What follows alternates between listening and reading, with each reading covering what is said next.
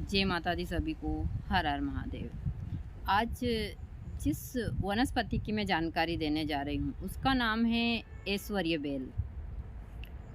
और मैंने इसको 3-4 महीने लाइव पर भी दिखाया था, तो किसी भक्त ने मुझे बिहार के ने बताया था कि हमारे यहाँ इसको देव बेल बोला जाता है, यानी देवताओं की बेल। ऐश्वर्य बेल का मतलब है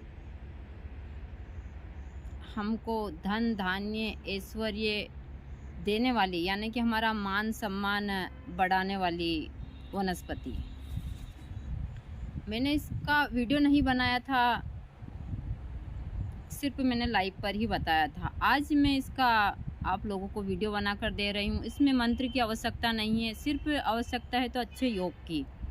दूसरी चीज़ है, यह मेरी खुद की आजमाई हुई है। हमारे आश्रम के ऊपर यहाँ 2000 आश्रम पे नहीं, जब हम गांव में रहते थे, जब 2005 में गुरुजी इसको महाराष्ट्र से लाए थे। क्योंकि मैं हमेशा बताती हूँ कि पहले गुरुजी का काम ठेकेदारी का था। तो गुरुजी जब नर्मदा बांध बन रहा था, जब वहाँ पर गुरुजी ने ठेका लिया था, वहाँ जो नर्मदा बांध के जो गांव डूब रहे थे उन गाँव में BSNL के टावर लगे थे जो सोलर प्लेट वाले होते हैं वहाँ, तो उनको निकालने के लिए तो गुरुजी वहाँ पर 2-2.5 साल उधर रहे थे। जब गुरुजी एक महात्मा जी से मिले थे, वह महाराष्ट्र की सीमा से लगता था वो गांव। वहाँ पर एक जंगल में उनको गुरुजी मिले थे। उन गुरुजी ने ही गुरुजी को यहाँ बेल दी थी। वह कम से कम 100 साल के थे, उनके आश्रम पर लगी थी। उसके बाद से उसके फल दिए थे उन्होंने, और फिर गुरुजी हमारे घर लाए, हमने गाँव के घर पर लगाया, फिर गाँव के घर पर भी हुआ थी। फिर हम आश्रम पर आए तो पौधे को ऐसा कैसे ही गमले से यहाँ ले आए थे।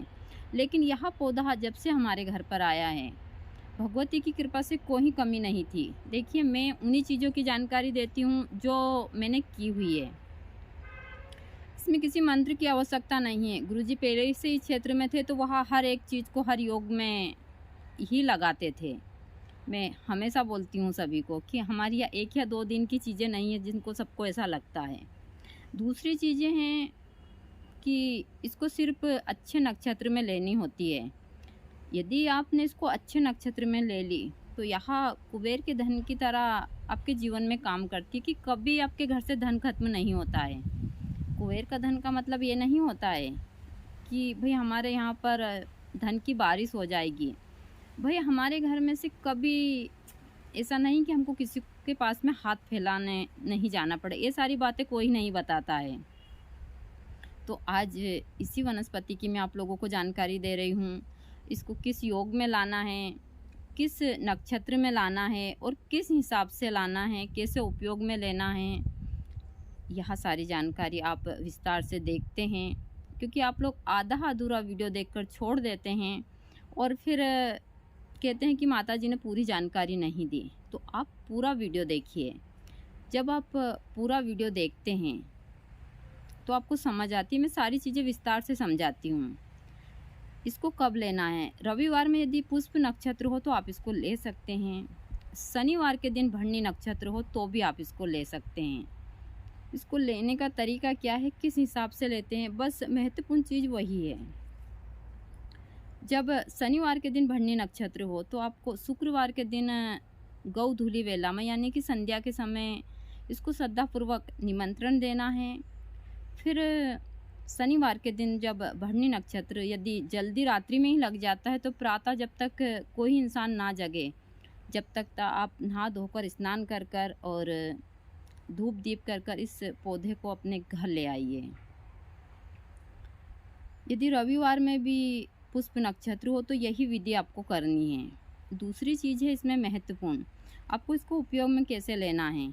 यदि आपको चाहिए कि हमको पौधा लगाना है तो आप पूर्व दिशा में अपने घर के ऊपर इस पौधे को इस्तेमाल कर सकते हैं। इसी को ही बोलते हैं ऐश्वर्य बेल, यानी कि यह आपके घर के ऊपर होती है तो धन धान्य और ऐश्वर्य की कभी कमी नहीं आती है। अब मुझे नहीं पता कि किसको मिलेगी, कहाँ मिलेगी, कहाँ नहीं मिलेगी। भाई मैंने और कहीं नहीं देखी, या मेरे आश्रम पर ही है, मुझे नहीं पता कि या कहीं जंगल में है या नहीं है। क्योंकि हमारे यहाँ काफ़ी दिनों से है यहाँ, और इसके फल हैं या इस हिसाब से इसके फल आते हैं। अभी फल पक चुके हैं इसके और यहाँ तैयार है बोने के लिए, तो अभी नहीं इसको हम, यहाँ बारिश में ही लगती है। तो मैं इसको अभी तो रखूँगी, लेकिन बारिश के टाइम के ऊपर इसके पौधे तैयार करूँगी, क्योंकि मैंने पिछले साल इसके पौधे तैयार नहीं किए थे बहुत सारी समस्याओं के कारण, तो इस साल मैं काफ़ी पौधे तैयार करूँगी। दूसरी चीज़ है, यदि आप चाहते हैं कि आपके घर के ऊपर यह स्थापित हो जाती है, तो समझ लीजिए आपके जीवन से बहुत सारी चीज़ें स्वतः ही दूर चली जाती है। मैं हमेशा बोलती हूँ, जो आप लोग यहाँ तंत्र मंत्र और साधनाओं के चक्कर में पड़ते हैं, इससे तो अच्छा है कि आप वनस्पति लगाइए, आपका घर सुंदर रहेगा। वनस्पति ऐसी चीज़ है जो यहाँ साक्षात है, आपको दिखती है, लेकिन लोग बाग इसको नहीं करते हैं। जो चीज़ नहीं दिखती उसकी तरफ भागते हैं। मैं हमेशा बोलती हूँ, मेरी बात बहुत सारे लोगों को अच्छी नहीं लगती है कि भाई जहाँ लोग बाग को बस उनके लालच की बात करें, हाँ तेरा काम चाहे झूठ बोलो हो जाएगा। काम होते हैं, लेकिन इसका मतलब ये नहीं कि हम किसी से झूठ बोलें और तंत्र को भी बदनाम करें। तो मेरा मतलब हमेशा भक्तों को वही चीज़ देने का है जिनसे उनको सुख संपत्ति और इस प्रकृति के प्रति उनका विश्वास भी बढ़े। तो आप भरणी नक्षत्र में इसको लेते हैं तो अपने घर के ऊपर भी आप स्थापित कर सकते हैं। इसको अपने घर के ऊपर आप पूर्व दिशा में इसको स्थापित करते हैं तो आपके घर में कभी धन की कमी नहीं आती। मैं तो यही बोलती हूँ कि ज़्यादातर आप पौधा ही अपने घर पर लगाइए और आपको इसके फल प्राप्त हो जाते हैं। तो आप लाल कपड़े में उसी दिन बांध कर और अपने धन के स्थान के ऊपर आप रख दीजिए। यदि आपकी दुकान है तो आपके दुकान के गल्ले में रख दीजिए। आपकी फैक्ट्री है तो आप ऑफिस में रखिए इसको, अच्छी पूजा के स्थान के ऊपर।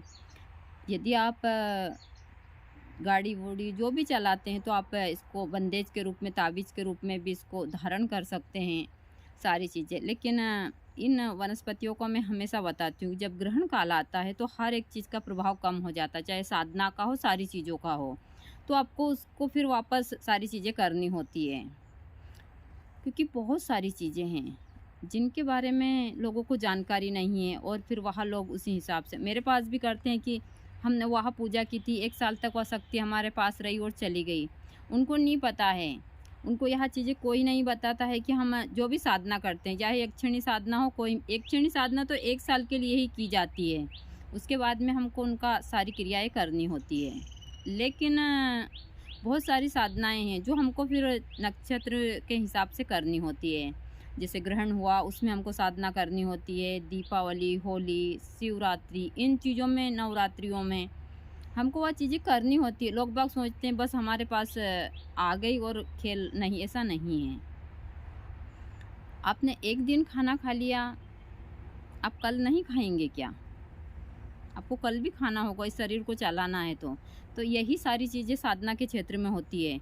यदि आपको हर चीज़ में आगे बढ़ना है तो इन चीज़ों को डेली करना या आपको जब समय मिलता है करना होता है। मैं हमेशा यह बातें सभी को बोलती हूँ, लेकिन बहुत सारे लोगों को अच्छी नहीं लगती है। सबको लगती है कि क्योंकि यूट्यूब के ऊपर अभी कुछ नए नए भक्त आए हैं तो उनको वो बोलते हैं आधी अधूरी। अरे भाई आप पूरा वीडियो देखिए, मैं पूरी जानकारी एक चीज़ की दूंगी। तो 15-20 मिनट का वीडियो, 15-20 मिनट का वीडियो कौन देखता है? तो यह चीज़ें समझ नहीं आती। तो यही है ऐश्वर्य बेल। यदि आप चाहते हैं कि आपके घर में कभी धन की कमी नहीं हो तो इस बेल को अपने घर के ऊपर ज़रूर स्थापित कीजिए। यह मेरे खुद के अनुभव है जो मैं आप लोगों को बता रही हूँ। ऐसा नहीं है कि मैं कहीं से उठा कर लाती हूँ सारी चीज़ें, और इनको अच्छे योग में लगाते हैं तो यह कई गुना आपको फल देती है। तो आप इसको भरणी नक्षत्र में भी ले सकते हैं, शनिवार के दिन, रविवार के दिन पुष्प नक्षत्र में ले सकते हैं, आप होली के दिन भी ले सकते हैं, शिवरात्रि के दिन भी, और नवरात्रि में भी आप ले सकते हैं। अब मैं इनकी 9 दिन तक अभी गुप्त नवरात्रि में पूजा करूंगी, उसके बाद में मैं इस्तेमाल में लूँगी, क्योंकि मैं हर एक चीज़ को उसी हिसाब से इस्तेमाल करती हूँ, मैं सभी को बोलती हूँ। तो आप भी ज़रूर कीजिए और अपने जीवन को सुखी बनाइए, और मेरे इन वीडियो को फॉलो कीजिए, लाइक कीजिए और शेयर भी कीजिए, क्योंकि मैं दोनों जगह डालती हूँ। तो भाई सबको कहने की अलग अलग आवश्यकता नहीं है, आप अपने अपने स्तर से सारी चीज़ें कर सकते हैं। तो मैं चाहती हूँ भगवती आपके ऊपर, सबके ऊपर आशीर्वाद बनाकर रखे और आपके जीवन को बहुत सुखी और धन धान्य से भरपूर रखे। और हम यहाँ से क्या लेकर जाएंगे, मैं हमेशा सभी को बताती हूँ।